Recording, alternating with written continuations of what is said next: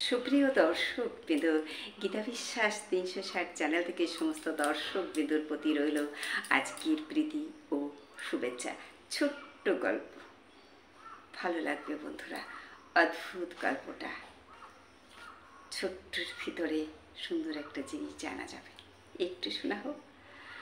আজ থেকে বহু বছর আগে, এবার আমাদের ভারতবর্ষে আমরা কিন্তু সত্যম শিবম সুন্দরম, আমরা কিন্তু মহাদেবকে খুব শ্রদ্ধা করি, ভক্তি করি, তাই না? তাহলে সেই মহাদেবের পুজোয় লাগে বেলপাতা। বেলগাছকে আমরা মা রূপে আরাধনা করি, তার পাতাকে আমরা বাবার মাথায় দিই, তাই তো নাকি? তাই ছোট্ট গল্প শোনা হোক, ভালো লাগবে। এবার ঠাকুরনগরে উত্তর শিমুলপুরে গাছটা একবার সুভাষ মহন্ত দেওপুলে, আমি দাদাকে জিজ্ঞেস করেছিলাম, দাদা এই যে সমুদ্র মন্থনের সময় কল্পতরু যে গাছটা কল্পতরু যেটা উঠেছিল সেটা তো বেলগাছ? বলে হ্যাঁ, ওটা কিন্তু আমাদের এখানে কোথায় আছে? বলল ওটা কিন্তু ভারতবর্ষে একটা জায়গার নাম বলল, ওখানেই আছে। কিন্তু আমি শুনে নিলাম বন্ধুরা যে কি কাজে কি লাগে। তারপরে আমি বললাম, দাদা ঠাকুরনগরে একটা গাছ আছে উত্তর শিমুলপুরে, কি সুন্দর গাছটা।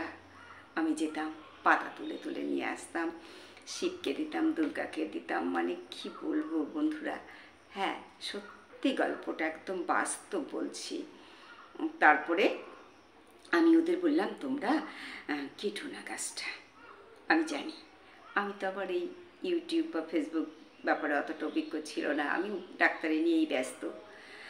এইবার আমার মাথায় এলো, যদি এই গাছটা এখানে আছে সবাইকে জানিয়ে দিই, কল্পতরু, তাই না? একে যদি কাছাকাছি আমরা পাই, আমরা তো আর সেই দূরে যেতে পারবো না। তারপরে বলল, তাই তো, হ্যাঁ গাছটা কেটো না। ওরা পাতা বিক্রি করে দিল, এক একটা পাতা 50 টাকা 60 টাকা, আর অনেক পাতা হতো। সে গাছটা না দেখলে বন্ধুরা, আমি তো তখন আমার এই দামি মোবাইলটা ছিল না, আমি তাহলে রেখে দিতে পারতাম। হ্যাঁ, তখন ছিল না, আর অত বুদ্ধিও ছিল না বন্ধুরা।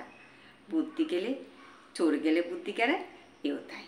কিন্তু গাছটা ওরা কাটতে কাটতে লকডাউনের সময় মারা যায়। আমি জানতাম না।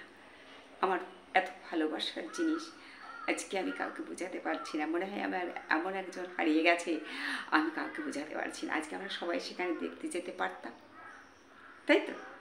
সেই গাছটা চলে গেছে, জানি ওকে কেটে কেটে পাতা বিক্রি করছে। তবে ওর পাশে আর একটা গাছ আছে, দুজন ছিল, দুটো গাছই ছিল। হ্যাঁ, সেই বাড়ির মালিক বলল, এক ব্যক্তি বেল নিয়ে এসেছিল, সেই বেল কিনে আমরা ওটা খেয়ে লাগিয়েছিলাম। দুটো গাছ, একটা গাছ আছে আর একটা গাছ নেই।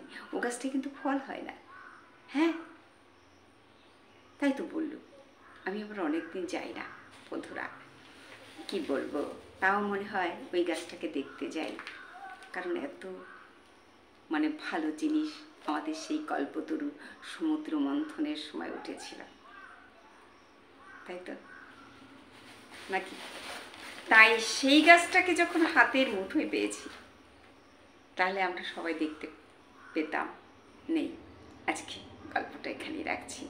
গাছ পাতাটা সেই গাছেরই পাতা, মাইকা একদম রেখে দিয়েছি। আমি বুকে করে রাখি, আমি যত্ন করে রেখেছি এই কল্পতরু। নমস্কার।